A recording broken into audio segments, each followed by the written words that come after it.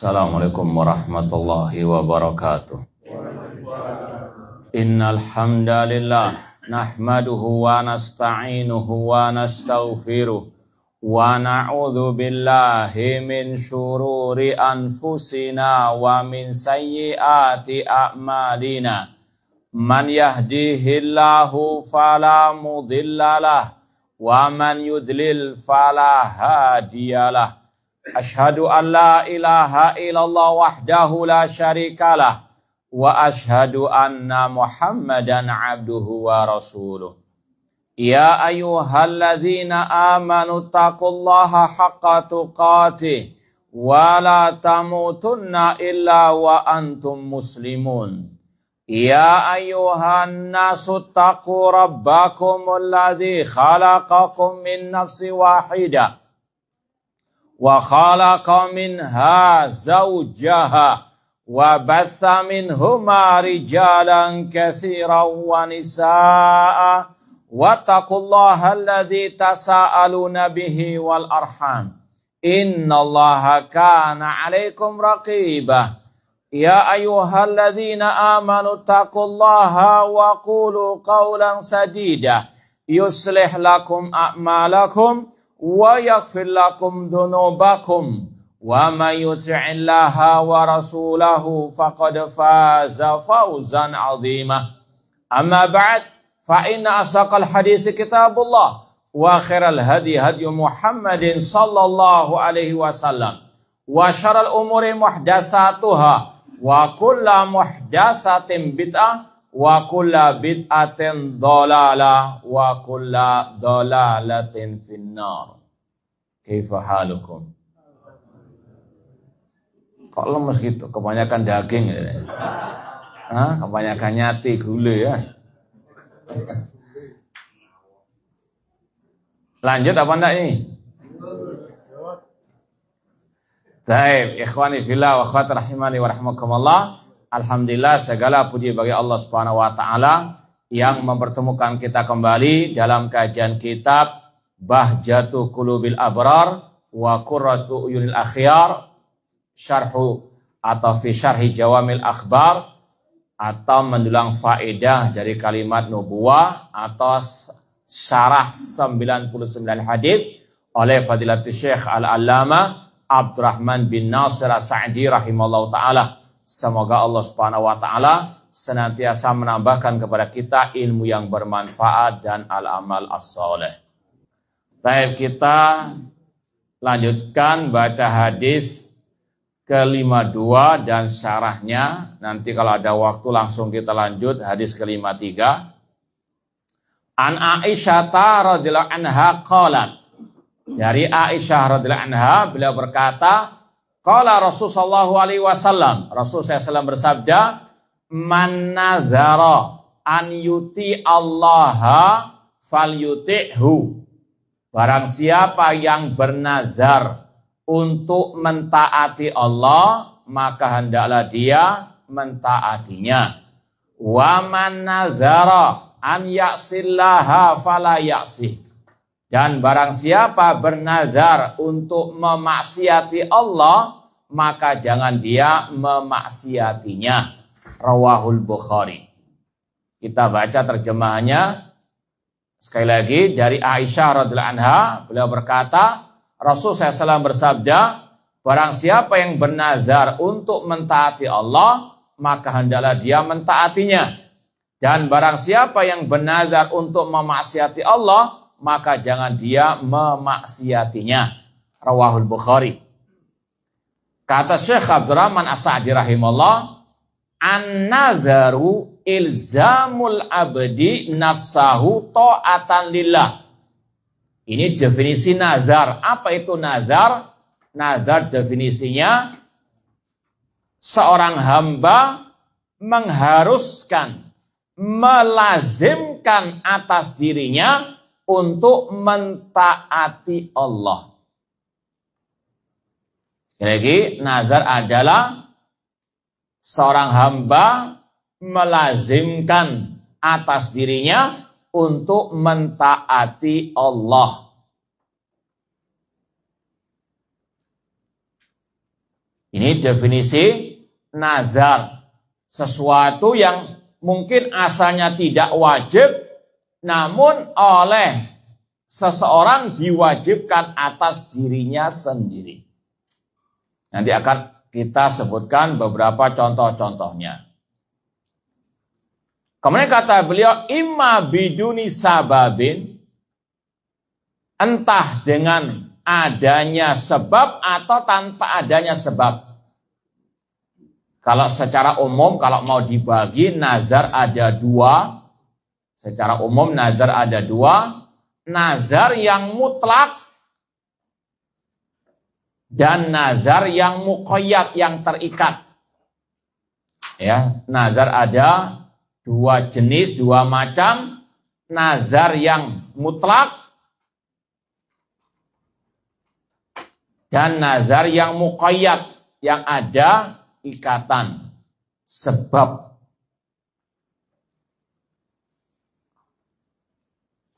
Sudah dicatat?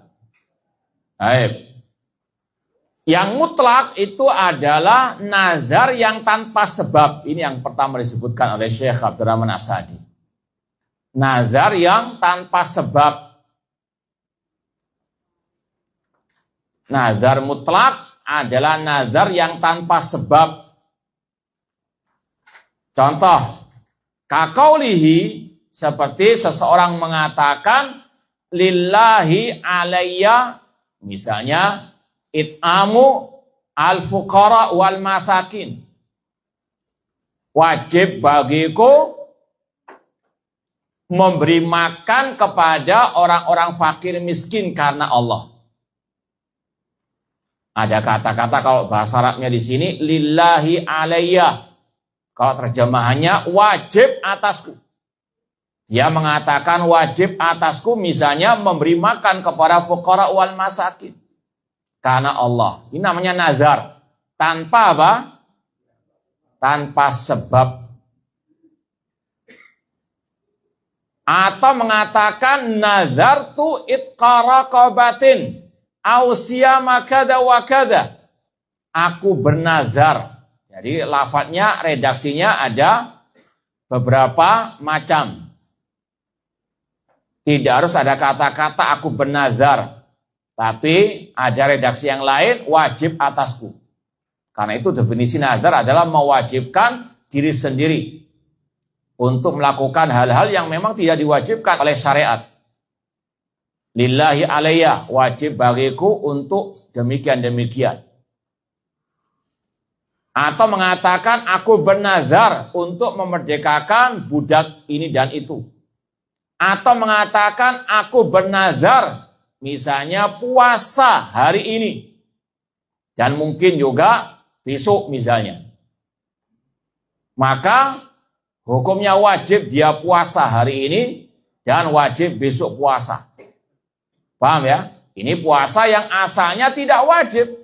Tapi kalau sudah terucap, maka wajib dia puasa. Paham ya? Paham tuh?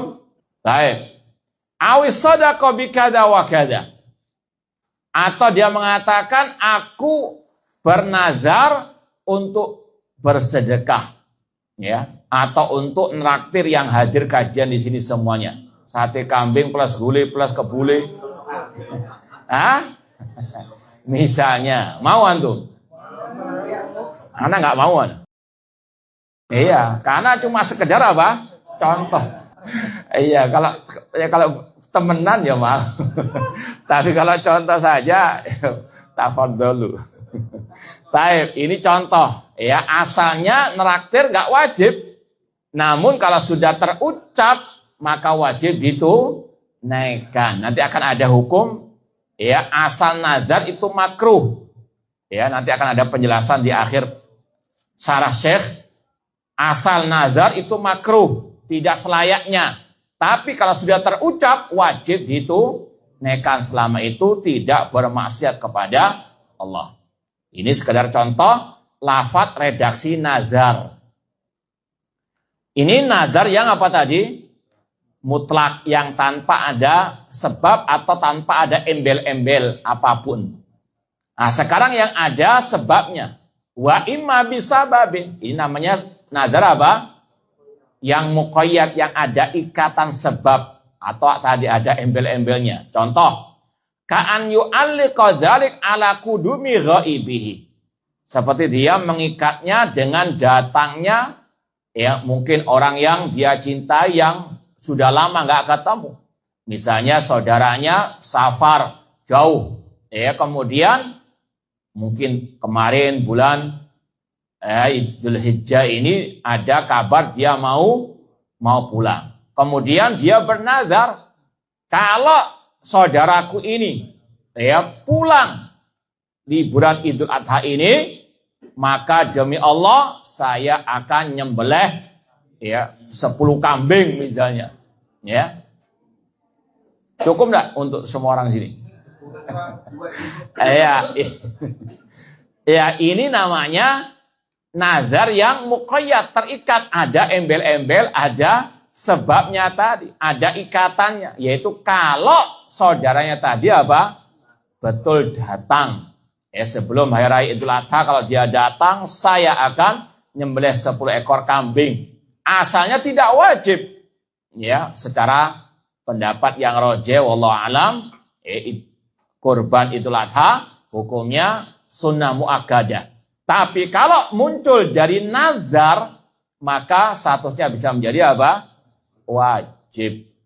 Ini yang namanya nazar muqayyad, terikat, ada embel-embel, ada sebab kalau saudaranya datang dari jauh misalnya. Au bur'i maridin, atau dia ya misalnya punya anak, punya mungkin orang tua yang sakit keras misalnya, gak kunjung sembuh misalnya. Kemudian dia bernazar, kalau anakku sembuh, ya saya akan berikan ya fuqara wal masakin makanan tiap hari sampai sebulan penuh misalnya. Ya secara asal tidak wajib, tapi ketika muncul dari ya nazar tadi, dia wajib menunaikannya. Tapi ada embel-embelnya kalau apa? Kalau sembuh. Berarti kalau nggak sembuh nggak jadi. Ya. Atau mungkin ada di antara antum yang bernazar, ya kalau proyek anak ini tembus, ya bulan ini anak ya kasih hadiah semua yang hadir di sini. Mau? Baik. Ya, tapi ojo ngono lah istilahnya. Kalau mau yang ngasih hadiah nggak usah pakai embel-embel lah, Wah. Kalau sudah ya tembus proyeknya, ya udah kalau mau ngasih hadiah, kasih hadiah, nggak usah pakai nazar-nazaran. Paham tuh? Ini sekali lagi adalah nazar yang muqayyad, ada ikatan sebabnya. Berarti kalau nggak ya berhasil proyeknya nggak jadi apa? Baik. Atau tadi ya dia bernazar kalau mendapatkan yang dia inginkan. Ya. Au zawali makruh, atau hilangnya makruh. Mungkin ada kabar di perusahaannya dia mau di PHK.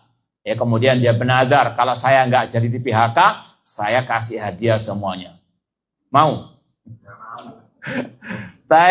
Nah, ini kalau dia di PHK berarti nggak jadi apa?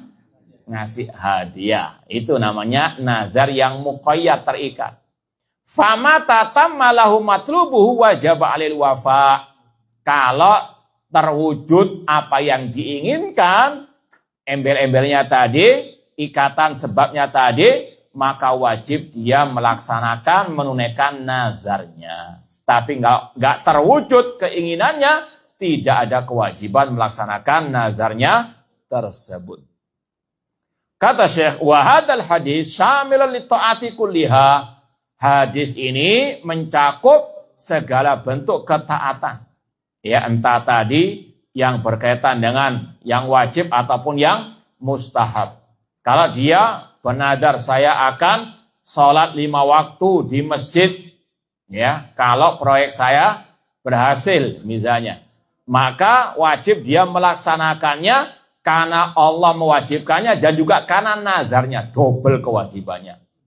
Kewajiban dia apa? Bernazar, dan kewajiban dia apa? Ya, sebagai seorang muslim yang taat melaksanakan sholat 5 waktu di masjid Allah Subhanahu wa taala. Faman nadzara ta'atan wajibatan wa mustahabba wajib 'alil wafa bin nadzar. Barang siapa yang bernazar untuk taat kepada Allah, baik yang hukumnya wajib atau yang mustahab, maka wajib dia tunaikan nazarnya tersebut. Walaisa anhu kafarah. Tidak perlu dia membayar kafarah untuk membatalkannya. Wajib dia tunaikan. Bal yata'ayyan al-wafa. Kama amarahun Nabi SAW fi hadal hadis. Karena Rasul dalam hadis tadi mewajibkan, memerintahkan. Barang siapa yang bernazar untuk mentaati Allah, maka hendaklah dia mentaatinya alias memenuhi nazarnya. Selama nazar itu ya tidak bermaksiat kepada Allah. Kama amarna sallam fi hadal hadis. Wa kama asnallahu 'alal mufina binadrihim. Dan sebagaimana Allah memuji orang-orang yang memenuhi nazarnya fi qaulihi lewat firman-Nya surat Al-Insan ayat ke-7, yufuna bin nazri. Orang beriman itu senantiasa menunaikan nazarnya. Jadi berdasarkan ayat dan hadis ini, maka wajib menunaikan nazar yang taat kepada Allah alias yang tidak maksiat kepada Allah. Ma'anna aqdan nadri makruhun. Ini yang kita sampaikan tadi. Meskipun asal hukumnya nazar itu secara asal makruh, dibenci alias ya lebih baik ditinggalkan. Sekali lagi bedakan antara hukum awal nazar. Apa hukumnya?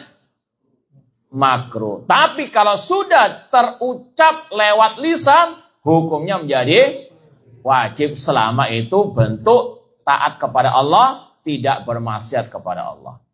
Kama naha sallallahu alaihi wasallam anin nazar.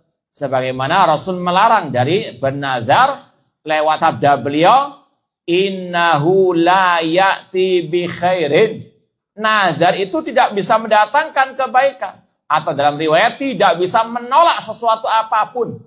Seperti tadi misalnya, kalau di Lahul Mahfud ya sudah tercatat dia akan di PHK misalnya, meskipun bernazar ribuan kali ya tetap juga apa?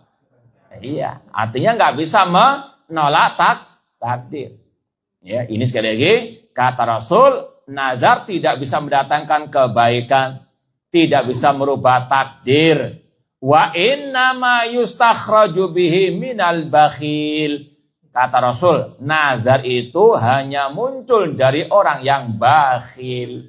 Kalau proyeknya nggak tembus, nggak mau ngasih hadiah, nggak mau neraktir. Ini orang yang apa?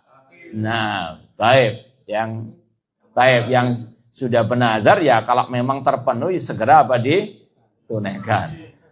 Wa amma nadrul ma'siyah. Ya, kalau tadi bagian pertama dari hadis, kalau nazarnya itu taat kepada Allah alias tidak bermaksiat, entah nazar yang terikat muqayyad atau mutlak wajib dipenuhi.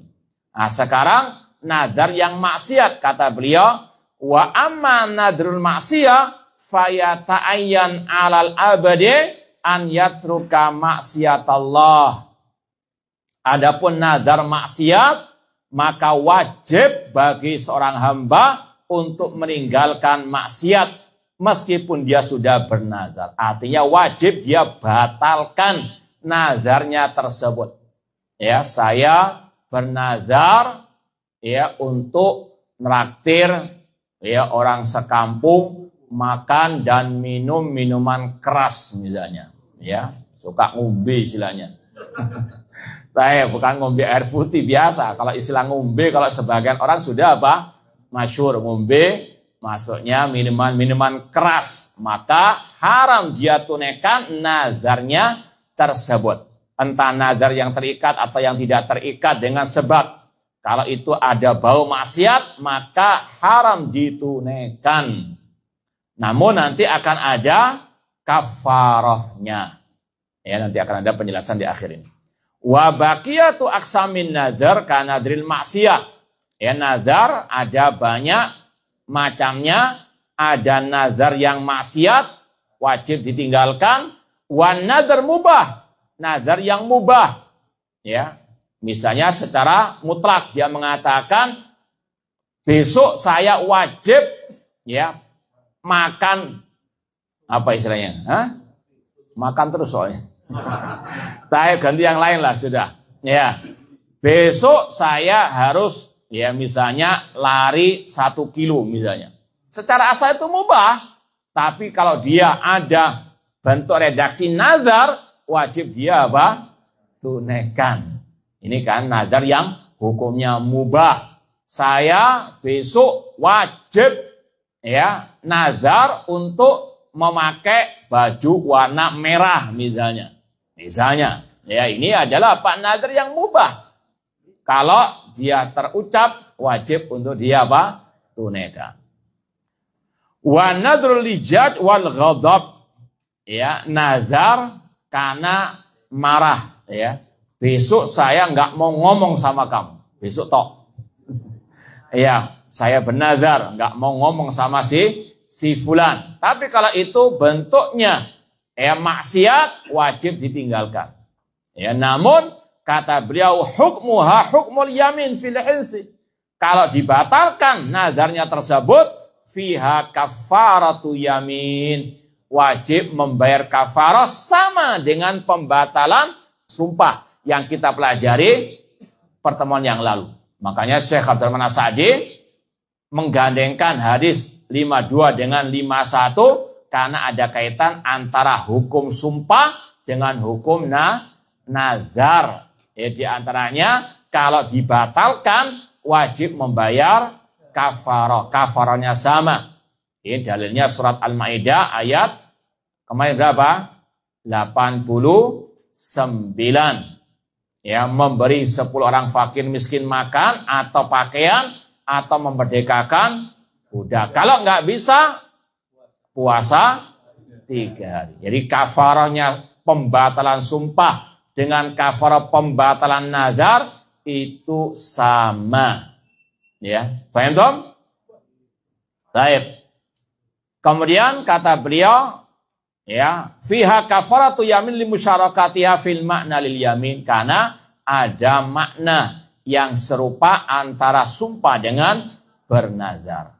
Dan dua-duanya itu bentuk ibadah, harus diserahkan kepada Allah. Aku bernazar karena Allah.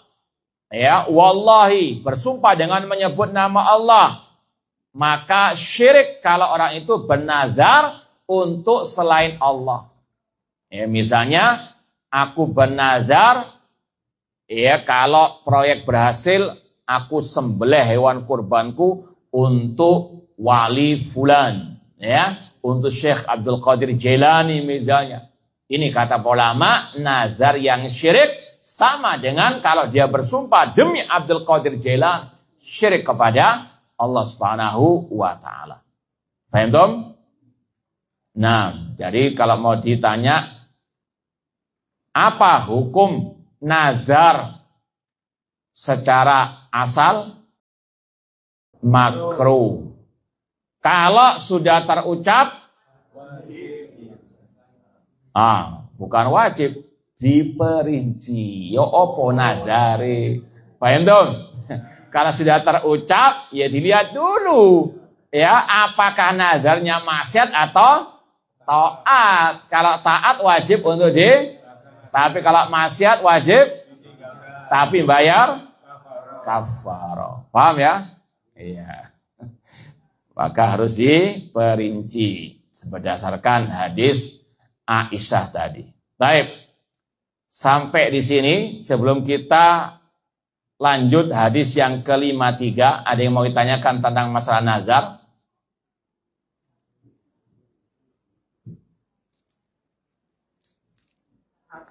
Bismillahirrahmanirrahim. Seperti yang kita sampaikan tadi, ada nazar yang mutlak dan nazar yang apa? Muqayyad. Yang mutlak, ya, langsung saja dia mengatakan saya bernazar karena Allah untuk puasa hari ini. Paham? Jadi tanpa ada keinginan untuk mendapatkan sesuatu ataupun ada embel-embel sesuatu. Ada pula yang tadi yang muqayyad, yang terikat dengan sebab. Ya, sekali lagi itu perinciannya. Wallahu ta'ala alam. Ada lagi yang mau ditanyakan sebelum kita lanjutkan? Silakan. Kalau misalnya gini Ustaz, saya akan melakukan sesuatu tapi tidak menyebut karena Allah tadi itu termasuk nazar atau enggak Ustaz? Yang pertama innamal a'malu binniat, ya, bahwasanya nazar definisinya tadi seseorang mewajibkan atas dirinya dengan redaksi nazar tersebut. Kalau memang tadi dia niatnya nazar meskipun tanpa menyebut lillahi ta'ala, tidak ada masalah, itu tetap sebagai nazar. Seperti tadi tonjonan Syekh, nazartu, aku bernazar untuk memerdekakan budak, aku bernazar untuk, ya itu niatnya tentunya karena Allah, puasa hari ini. Maka apa? Tadi innamal a'malu binniat, wajib dia tunaikan. Tapi Ustaz, misalnya gini, saya akan ada pertemuan insya Allah di sini gitu Ustaz. Terus insya Allah, ada insya Allahnya. Iya, kalau kata Syekh Utsaimin seperti pembahasan sumpah, kalau sumpah itu diiringi dengan insya Allah, maka kalau dia batalkan, dia tidak perlu membayar kafarah. Demi Allah, ya, saya besok insya Allah, ya, akan datang ke pengajian. Dia bersumpah, tapi qadar Allah mau berangkat sakit perut misalnya. Maka dengan kata-kata insya Allah tersebut, maka dia tidak perlu membayar kafarah. Wallahu ta'ala. Ya, sama-sama Bu. Jazakallah khair. Assalamualaikum warahmatullahi wabarakatuh. Baik, kita lanjutkan hadis yang ke-53. An Ali radhiyallahu anhu qala Rasul sallallahu alaihi wasallam. Dari Ali bin Abi Thalib radhiyallahu anhu, beliau berkata, Rasul sallallahu alaihi wasallam bersabda, al-muslimun tatakafa'u dima'uhum. Kaum muslimin, darah-darah mereka itu sama saja. Wa yas'a bi dhimmatihim adanahum.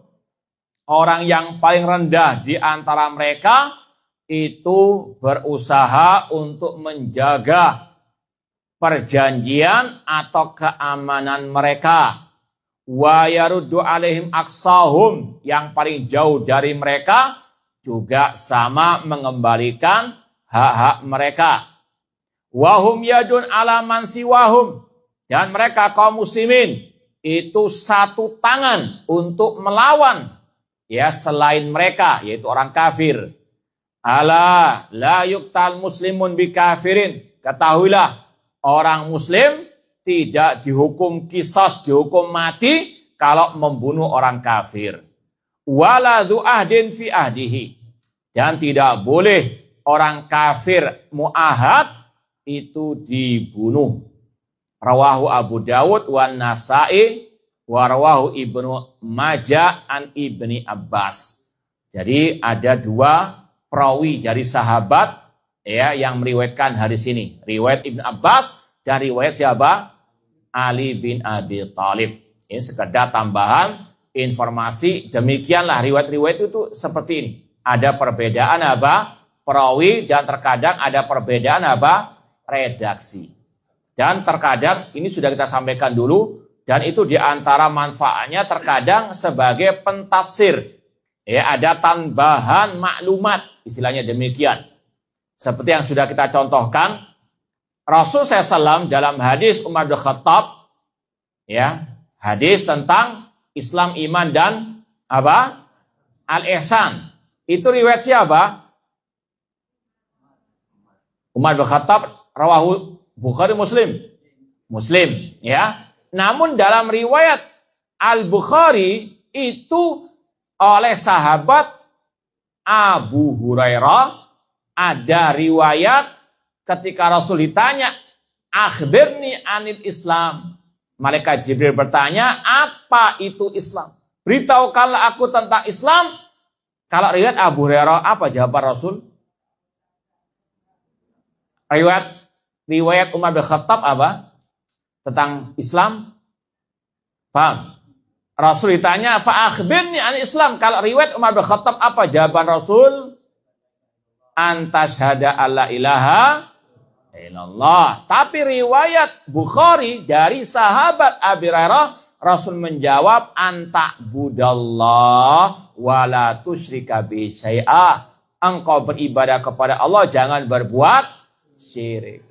Maka ini manfaatnya perbedaan rawi, perbedaan riwayat itu menjelaskan makna syahadat la ilaha illallah, engkau beribadah kepada Allah tidak berbuat syirik. Ini membantah apa? Arti la ilaha illallah dengan tidak ada Tuhan atau pencipta selain Allah. Karena Rasul mentafsirkan sendiri arti asyhadu alla ilallah itu beribadah kepada Allah tidak berbuat syirik, alias berkaitan dengan tauhid uluhiyah, bukan berkaitan dengan tauhid rububiyah. Nah, sekedar tambahan sekali lagi maklumat, terkadang hadis itu banyak riwayatnya, maka serahkan kepada ahlinya.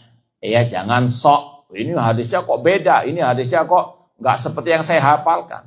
Ya, hafalannya aja masih apa? Baik, kita langsung baca syarahnya. Hadal hadis katafsil li qauli ta'ala innamal mu'minuna ikhwatun. Hadis ini seperti perincian tentang firman Allah surat Al-Hujurat ayat ke-10, innamal mu'minuna ikhwah, sesungguhnya orang beriman itu bersaudara. Wa qaulihi sallallahu alaihi wasallam, dan juga sebagai perincian juga ya terhadap sabda Rasul, wa kunu ibadallahi ikhwana, jadilah kalian hamba-hamba Allah yang bersaudara. Baik, ini hadis sudah kita pelajari dalam Arba'in An-Nawawiyah. Baik, bagi yang belum pernah setoran hafalan, kalau mau menambahkan apa redaksi hadis ini dari awalnya. Kunu ibadal ikhwana, ini dalam hadis Arba'in An-Nawawiyah. Baik, yang belum pernah jawab sama sekali, terutama tentang hadis ini. Nah, apa sambungan hadis ini? Wa kunu ibadallahi ikhwana. Nah, yang ummahat kalau ada yang mau jawab, yang hafal redaksi hadis ini, wa kunu ibadallahi ikhwana. Ini sudah kita lewati dalam Arba'in An-Nawawiyah. Tidak ada? Nggak boleh nyontek ya? Nggak boleh browsing. Cuma murojaah saja ini.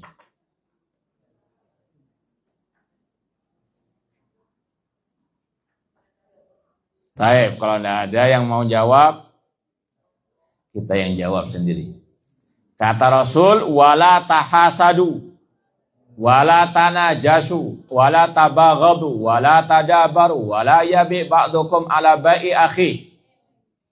Ingat hadisnya? Ya, teruskan sampai terakhir. Baik, kata Rasul, jangan kalian saling hasad, iri dan dengki. Ya, sekali lagi ini nasihat bagi kita semuanya. Jangan pernah hasad. Dan sudah kita sampaikan, hasad, iri dan dengki bukan hanya penyakit orang-orang ya, di jalanan, di pasar, bahkan juga kadang di pengajian. Maka wajib untuk terus introspeksi diri, sucikan hati dari hasad, iri dan dengki. Ya, ini kok bisa apa? Jawab terus, kalau saya kok nggak bisa? Ya inti nggak mau usaha. Jangan iri, paham ya? Baik. Kemudian kata Rasul, wala tanajasu, jangan saling apa? Tadi memanaskan suasana ya bisnis dengan mengangkat harga, ya tujuannya untuk sekedar memprovokasi, memanas-manasi suasana saja, sebagaimana dalam pelelangan. Kemudian yang ketiga, wala tabaghadu, jangan saling membuat kemarahan ya satu sama yang lainnya. Jangan jahil, ya, yang itu akan menimbulkan permusuhan, kebencian. Kemudian wala tadabaru, jangan saling membelakangi kalau ketemu. Kemudian jangan menjual sesuatu atas penjualan saudaranya. Kemudian kata Rasul, wa kunu ibadallahi ikhwana. Jadilah kalian hamba-hamba Allah yang bersaudara. Al-muslim akhul muslim, orang muslim saudara bagi muslim yang lain. La yadlimu, tidak boleh mendoliminya. Wala yakhduluhu, tidak boleh mencampakkannya. Wala yahqiru, tidak boleh melecehkan, meremehkannya. Baik, nanti dimerojak lagi hadis tersebut. Kemudian kata Syekh Abdurrahman As-Sa'di, fa'alal mu'minin an yakunu mutahabin. Wajib bagi orang-orang yang beriman untuk saling cinta mencintai. Karena apa? Karena fulus? Karena kedudukan? Karena satu kabilah? Tidak, namun karena Allah. Ya, cinta mencintai karena Allah. Kata Rasul, awsaqul iman al-hubbu fillah wal bughdu fillah. Sekuat-kuat tali keimanan, cinta dan benci karena Allah. Kita mencintai orang muslim, mukmin, karena dia bertauhid kepada Allah, karena dia bertakwa kepada Allah, karena dia mengikuti sunnah Rasul. Adapun kalau ada orang yang mengaku muslim, namun dia suka berbuat syirik, meminta-minta kepada wali yang telah mati, ibadahnya penuh dengan bid'ah, maka wajib dicintai atau dibenci?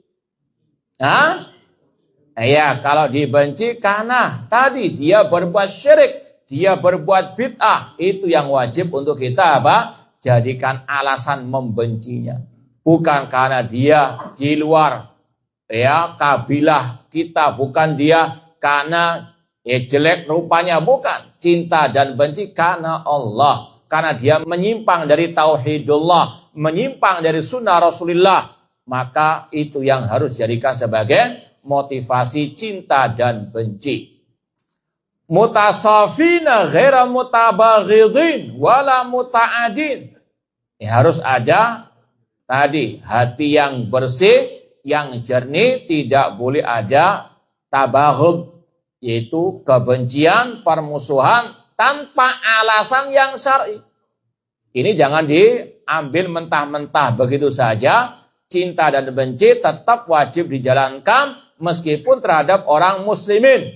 Ya, kalau mereka berbuat syirik, mereka berbuat bid'ah, harus ada al-bara', berlepas diri, kebencian terhadap tadi kesyirikan, perbuatan bid'ahnya mereka.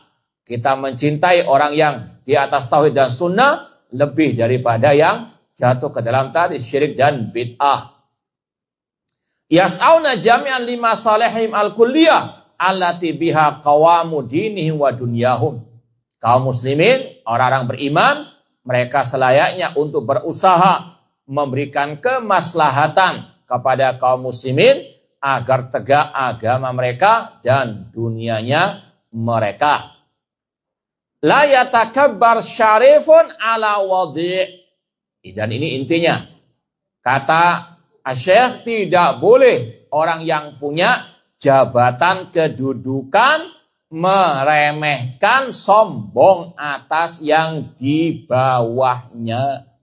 Ya, mentang-mentang darah pink misalnya, darah hijau, kemudian menganggap yang lainnya rendah, atau menganggap dirinya keturunan Nabi, sedangkan yang lain padahal sama-sama juga keturunan siapa? Nabi ada. Ya, cuma ada sekelompok orang yang demikian karena dia merasa nggak tahu betul atau tidak, merasa dirinya keturunan Nabi Muhammad SAW, maka yang lain dianggap kayak budaknya, disuruh untuk menyembahnya, meskipun tanpa diucapkan terang-terangan. Tapi kalau diteliti kembali ceramah-ceramah mereka, inginnya demikian, inginnya mereka disembah selain Allah Subhanahu wa ta'ala. Umat dibodoh-bodohi dengan kata-kata keramat-keramat nenek moyangnya mereka. Tadi malam kita ada kajian juga sempat menyampaikan bagaimana dongeng-dongeng khurafat dusta halusinasinya mereka. Ya, ada dari mereka mengatakan ada satu orang yang mungkin ahli maksiat mati, kemudian diwasiatkan oleh sang wali tersebut jangan ditutup mukanya, kemudian ditaruh kertas di kain kafannya, kemudian dikatakan kalau inti ditanya oleh malaikat mungkar wan nakir nggak usah jawab, kasih kertas itu saja, maka masuk surga tanpa hisab tanpa azab. Kok enak?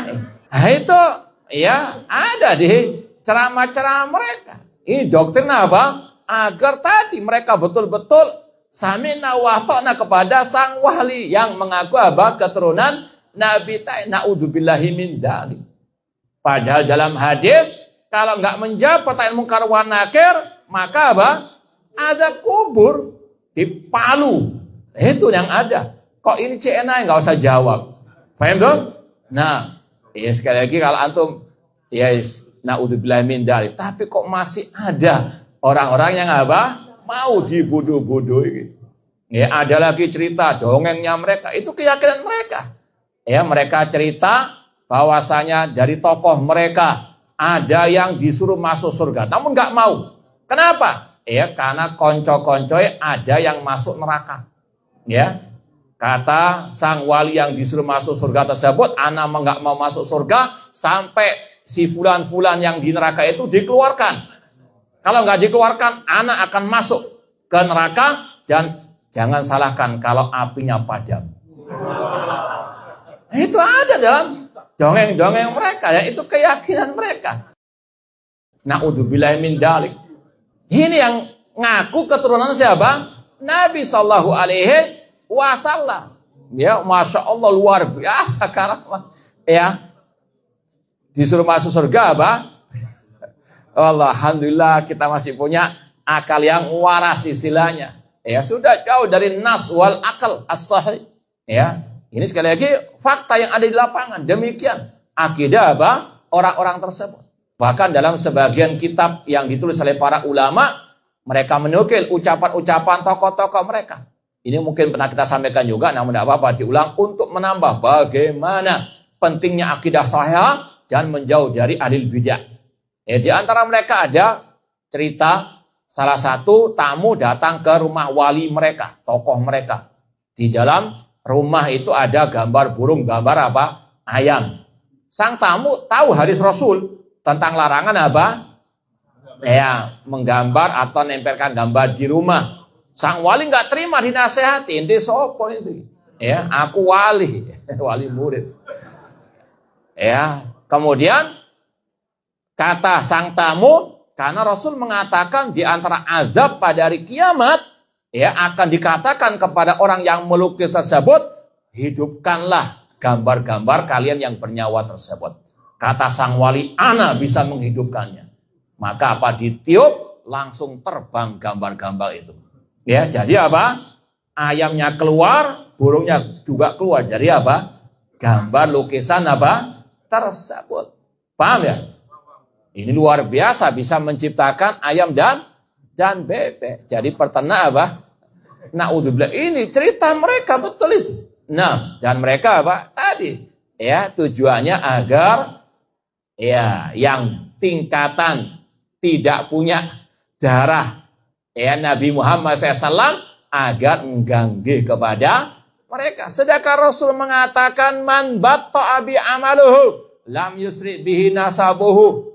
Barang siapa yang lambat amal perbuatannya, maka tidak bisa dipercepat oleh nasab keturunannya. Rasul berkata kepada putri beliau Fatimah binti Muhammad, "Ya Fatimah binta Muhammad, salini min mali ma syi'ti la uni anki minallahi syai'a."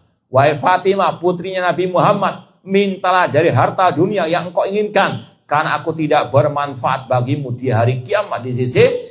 Ini Nabi Muhammad mengatakan kepada putrinya langsung. Loh kok ini ada yang mau apa? Memadamkan api? Nggak ngoco dah istilahnya. Intinya na'udzubillahi min dzalik, ukul dolah dan seterusnya. Nasallahu ta'ala assalamu wal afiyah. Kita mohon kepada Allah keselamatan fi dunia wal akhirah. Naam, la yatakabbar syarifun ala wadi'. Orang yang punya kedudukan tidak boleh meremehkan yang bawahannya. Wala yahtakir ahadun minhum ahadan. Tidak boleh meremehkan satu dengan yang lainnya. Sebagaimana dalam hadis tadi.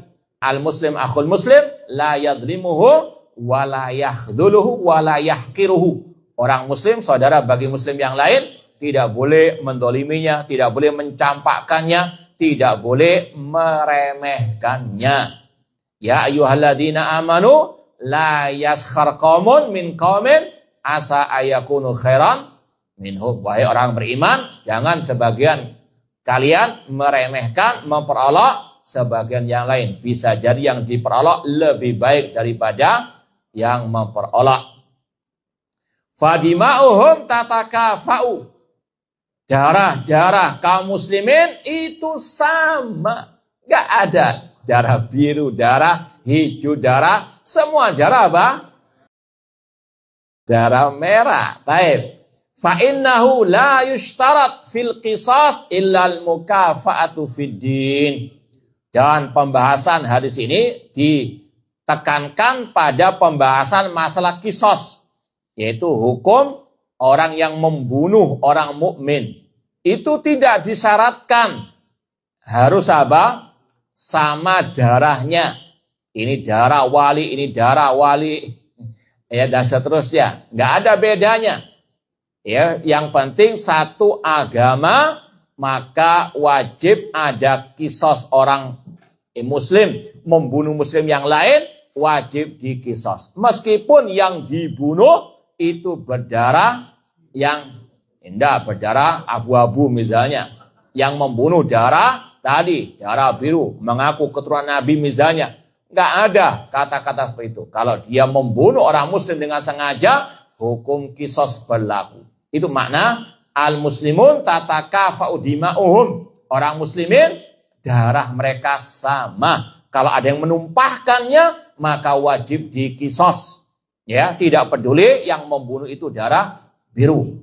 Nah, kemudian kata beliau, wala yuqtal muslim bil kafir. Namun kalau yang dibunuh orang kafir, orang muslim yang membunuh tidak boleh dikisos. Karena apa? Beda agama. Ya, makanya Rasul mengatakan yang sama darahnya itu kalau antara apa? Mukminun, yang muslimun itu yang sama. Kama fi hadal hadis, seperti dalam hadis tadi. Wal mukafa'atu fil hurriyah fala yuqtal al hurru bil abd. Demikian pula dalam masalah kisos, kalau ada orang merdeka membunuh budak, maka yang merdeka tidak boleh dikisos, namun ada hukuman yang lain. Nah, ini karena apa? Tidak sekufu, tidak sama dalam masalah al-hurriyah, masalah merdeka. Ini semuanya diatur dalam syariat Allah. Kemudian wa amma baqiyatul asna awsaf fal muslimun kullum ala hadin sawa. Adapun dalam sifat-sifat yang lain kaum muslimin satu derajat. Faman qatala aw qata'a tarfan muta'ammidan udwanan falahum an yaktasu minhu bi syartin mumatsalah fil udwi. Kalau ada orang muslim membunuh orang muslim yang lain, atau misalnya memotong, memutus bagian tubuh orang muslim yang lain dengan sengaja, maka bagi penguasa kaum muslimin, mereka berhak untuk mengkisos, menghukum orang yang membunuh atau yang memotong bagian tubuh orang lain yang muslim. Yang penting misalnya orang itu memotong tangan orang muslim, maka dibalas juga dipotong apa? Tangannya, bukan hidungnya. La farqa baina shaghir bil kabir. Tidak ada bedanya antara muslim yang kecil dengan yang besar. Wabil akas, yang besar ataupun yang kecil. Wa dzakar bil untha wabil akas. Perempuan muslimah misalnya membunuh muslim, maka tetap ada kisos. Nah, wal alim bil jahil, orang alim membunuh orang jahil membunuh orang alim, sama juga dikisos. Yang penting satu, tadi agama muslimin dan tadi merdeka. Wasyari bil wadi, orang yang punya kedudukan tetap dihukum kisos kalau dia membunuh atau Dzalimi, ya, orang yang lebih rendah dari dia kedudukannya. Wal kamil bin naqis kal aqas fi hadil umur. Ini makna dari kaum muslimin itu satu darah, sama darahnya. Kemudian sabda Rasul yang berikutnya, wa yas'a bi dhimmatim adanahum. Maknanya anna dhimmatal muslimin wahidatun. Bahwasanya perjanjian kaum muslimin itu satu. Apa maknanya? Kata beliau, famata istajarul kafir bi ahadin minal muslimin wajaba ala baqiyatihim ta'minuhu. Maknanya, barang siapa dari orang kafir minta perlindungan orang muslim, maka wajib bagi kaum muslimin menjaga keamanan orang kafir tersebut. Meskipun yang menjamin itu orang yang paling rendah kedudukannya dari kaum muslimin. Ya, misal contoh ya, negeri kita negeri Islam. Kemudian salah satu penduduknya punya saudara di luar negeri kafir. Ya, misalnya orang Yahudi. Kemudian dia mau apa? Melancong di negeri kita, negeri Islam. Maka sang saudara ini tentunya dia apa? Melindungi saudaranya yang Yahudi tadi. Paham? Ya, meskipun ada permusuhan Yahudi dengan orang muslimin, tapi ketika orang Yahudi ini masuk ke rumah orang muslim, dilindungi orang-orang muslim, maka yang lain tidak boleh mengganggu. Itu makna dari hadis wa yas'a bi dhimmatim adanahu. Orang yang paling rendah dari mereka itu menjaga perjanjian mereka. Artinya perjanjian seorang muslim itu perjanjian ya semua kaum muslimin. Paham dong? Kama qala ta'ala, sebagaimana firman Allah, wa in ahadun minal musyrikin astajaraka fa'ajiru hatta yasma'a kalam Allah summa abdighu ma'manah. Apabila ada seseorang dari kaum musyrikin minta perlindungan kepada engkau Nabi Muhammad, lindungilah dia sampai dia mendengarkan kalam Allah, kemudian sampaikan dia ke tempat yang aman. Fala farqa fi hada baina ijarati syarif ar-rais wa baina ahadin nas. Tidak ada bedanya antara yang memberikan jaminan keamanan adalah orang yang punya kedudukan dengan yang tidak punya apa? Kedudukan. Makanya orang kafir, taib ini tes saja, ada berapa macam orang kafir? Taib, sebutkan dan jelaskan. Nah, yang 4 tadi silakan dijelaskan, disebutkan dan dijelaskan tanpa nyontek. Bismillah, Ustaz, izin menjawab ya. Yang pertama macam-macam orang kafir. Yang pertama kafir harbi, yaitu kafir orang-orang kafir yang selama ini memusuhi Islam, jadi wajib diperangi secara jihad fisabilillah dengan jihad yang syar'i. Terus yang kedua kafir zimah, yaitu kafir yang orang-orang kafir yang dilindungi oleh pemerintah karena beliau membayar jizyah atau pajak. Jadi haknya dilindungi oleh pemerintah kaum muslimin. Ya, yang ketiga. Terus yang ketiga itu kafir mu'ahad. Ya. Itu kafir orang-orang kafir yang memiliki perjanjian damai dengan kaum muslimin. Sehingga mereka dilindungi haknya sesuai dengan perjanjiannya tersebut. Terus yang keempat yaitu kafir mustakman. Ya. Yaitu orang-orang kafir yang berada di negeri kaum muslimin, beliau itu tujuannya untuk kayak semacam berdagang atau kayak. Taib, cukup, jazakillah khair. Yakfi, cukup. Taib, itu macam-macam orang kafir sesuai dengan definisi tadi. Jelas ya, insyaallah nggak perlu diulangi ya. Nah, di sini kata Asy-Syaikh, fala farqa baina ijarati syarif ar-rais wa baina ahadin nas. Tidak ada bedanya antara yang memberikan perlindungan orang yang punya kedudukan dengan yang tidak punya kedudukan. Jadi ada kafir yang tadi mustakman, yang terakhir tadi yaitu orang kafir yang hidup di negeri orang kafir yang antara negerinya dengan negeri kaum muslimin ada peperangan.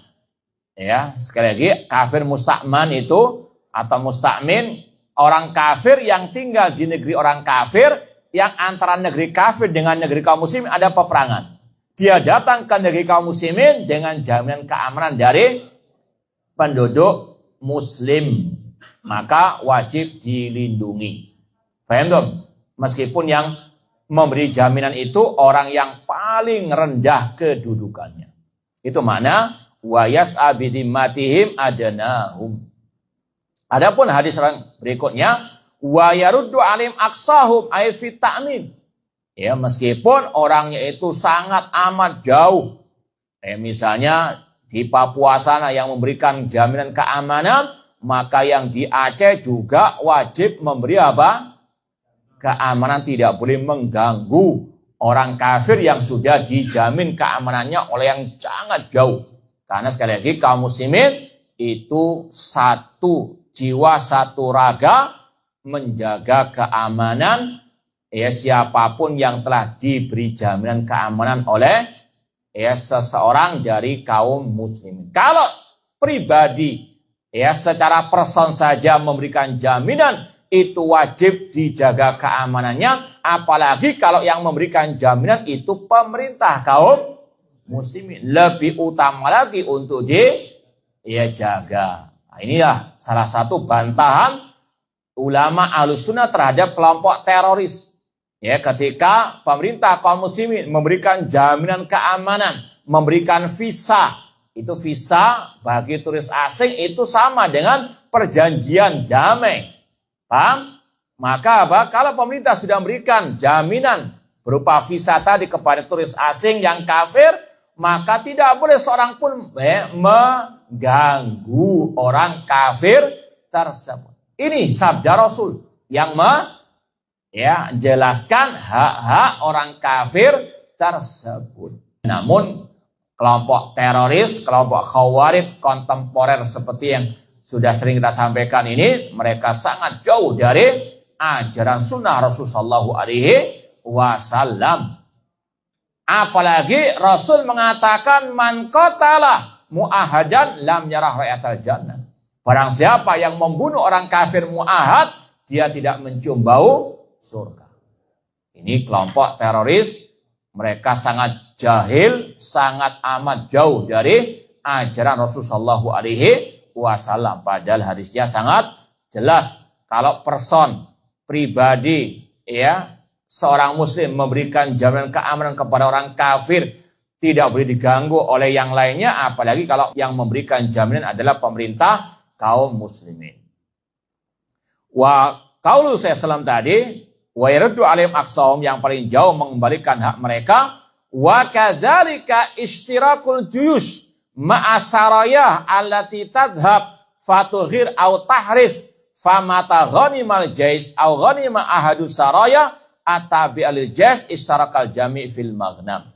Hadis ini juga berlaku pada pembahasan masalah pembagian harta rampasan perang. Misalnya ada pasukan kaum muslimin, itu ada yang namanya as-saraya. Saraya itu pasukan yang diutus mungkin ke negeri kafir yang sangat jauh tanpa diikuti oleh khalifah kaum muslimin. Khalifah hanya mewakilkan kepada panglima pasukan saja. Inti berangkat ke negeri kafir. Seandainya panglima tersebut menang dengan pasukannya, mendapatkan banyak harta rampasan perang, pasukan yang standby di negeri kaum muslimin tetap mendapatkan harta rampasan perang. Ini makna dari sabda Rasul juga, wa yaruddu alaihim aqsahum, yang jauh mengembalikan hak kaum muslimin, itu tadi. Pasukan yang tidak ikut namun tetap berjaga di negeri kaum muslimin berhak mendapatkan harta rampasan perang. Nanti al-khalifah yang akan membagi harta rampasan perang tersebut. Wala yahtasu biha al-mubashir. Harta rampasan perang tidak hanya dibagikan kepada yang ikut saja, namun juga yang standby di negeri kaum muslimin. Li'annahum kullu muta'awin ala muhimmati, karena sama-sama mereka ini bertugas untuk menjaga negeri kaum muslimin. Kemudian wa qaulu sallallahu, adapun sabda Rasul, wa hum yadun ala man siwahum, dan kaum muslimin itu satu tangan, satu jiwa, satu raga dalam menghadapi selain mereka dari orang-orang kafir. Ayyajib ala jamil muslimin fi jami'an hal ardi an yakunu yadan ala a'dai minal kufar. Wajib bagi semua kaum muslimin di seluruh penjuru dunia untuk satu tangan melawan musuh mereka dari orang-orang kafir. Bil qauli wal fi'li, entah dengan ucapan dan dengan perbuatan. Sesuai dengan kemampuan. Jangan teriak-teriak. Ya, itu Saudi nggak mau bantu Palestina. Loh ente cuma bisa apa? Ngomong tok. Ya, kok nggak berangkat-berangkat? Ya, bahkan naudzubillah min dzalik menyalahkan Saudi, bahkan digelari dengan Yahudi. Naudzubillahi min dzalik. Negeri tauhid yang tidak ada negeri sekarang yang di atas tauhid dan sunnah sebagaimana ini bagi yang masih melek atau waras akalnya. Namun yang sudah buta akalnya, buta mata hatinya, tadi caci makian kepada Saudi Arabia, tapi pujian kepada Syiah Rafidhah yang ada di Iran sana. Naudzubillahi min dzalik. Namun sekali lagi wajib bagi semua kaum muslim membantu. Ya, contohnya tadi kaum muslimin di Palestina, tapi semuanya tergantung apa?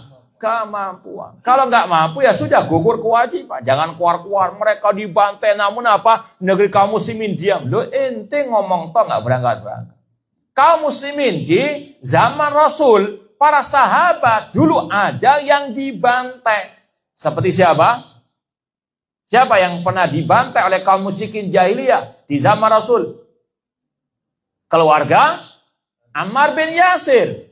Ya, sang ibunda beliau yang bernama Sumayyah, wanita syahid pertama dalam sejarah kaum muslimin, dibunuh bersama keluarga yang lainnya. Rasul tidak bisa membantu apa-apa. Apakah disalahkan karena Rasul tidak bisa berbuat apa-apa? Naudzubillah min dzalik. Inilah fikih jihad. Ketika tidak punya kemampuan, ya sudah sabar. Jangan teriak-teriak menyalahkan yang tidak mau membantu karena keterbatasan kemampuan. Paham dong? Ya cuma sekali lagi inilah bedanya Ahlus Sunnah dengan Ahlul Bidah, terutama dari kalangan pergerakan kelompok harokah yang tadi negeri tauhid dicaci maki, negeri syirik Iran dipuji-puji karena suka mempropagandakan melawan Israel, melawan Amerika. Cuma omdo saja. Paham? Pernah nggak Iran langsung terlibat perang dengan Yahudi? Tidak ada, cuma omdo saja, propaganda saja. Agar tadi? Kaum muslimin memuji mereka. Oh itu pahlawan, cuma omdo saja. Tidak ada Nah, nggak ada realitanya mereka menyerang orang Yahudi. Sekali lagi hati-hati dengan propaganda kelompok-kelompok harokah tersebut mencaci maki negeri tauhid, namun memuji mentokohkan negeri syirik Iran Syiah Rafidhah qatalahumullah. Wal musa'adat wal mu'awana fil umur al harbiyah wal umur al iktisadiyah. Wajib antara kaum muslimin membantu dalam urusan perang, dalam urusan ekonomi, wal mudafa bi kulli wasilah. Membela saudaranya kaum muslim tentunya sesuai dengan kemampuan. Sekali lagi Rasul tidak bisa berbuat apa-apa dalam artian membela, melawan orang musyrikin ketika Ammar bin Yasir dan keluarganya dibantai, Bilal bin Rabah disiksa. Namun karena ketidakmampuan beliau dan yang lainnya, maka Allah tidak mencelah mereka. Fattaqullaha masatatum la yukallifullahu nafsan illa wus'aha. Fa'alal muslimin an yaqumu bihadil wajibat bihasabi istita'atim. Ini intinya. Bahwasanya kaum muslimin wajib saling gotong royong, bantu membantu sesuai kemampuan mereka. Menghadapi Yahudi di Palestina enggak semudah yang dibayangkan oleh kelompok-kelompok harokah tersebut. Bahkan berapa tahun yang lalu kan terjadi Liga Arab perang melawan Itu kumpulan negeri Arab nggak bisa mengalahkan Jangan dikira Yahudi sendirian, negeri-negeri kafir juga akan Ini yang paling apa? Ya sangat amat jauh dari akalnya kelompok-kelompok harokah. Mereka asal sikat, asal perang saja. Ya, padahal fakta di lapangan kerugian terus menimpa kaum muslimin. Na'udzubillahi min dzalik.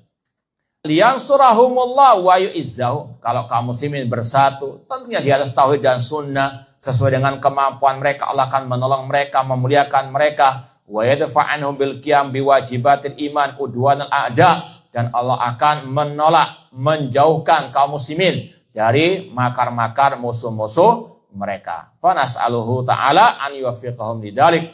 Kita mohon kepada Allah, semoga Allah memberikan taufik kepada kaum muslimin untuk melaksanakan hadis ini. Kemudian yang terakhir kata Rasul SAW, waladu ahdin fi ahdihi. Ay la yahillu qatlu man lau ahdun minal kuffar. Maknanya tidak boleh membunuh orang kafir yang ada perjanjian damai dengan kaum muslimin. Bidhimmatin au amarin au hudana. Entah itu kafir mu'ahad tadi atau kafir musta'man. Ya. Fa innahu lama qala la yuqtal muslimun bi kafir ihtaraza bidzalik al bayan ala tahrimi qatil mu'ahad.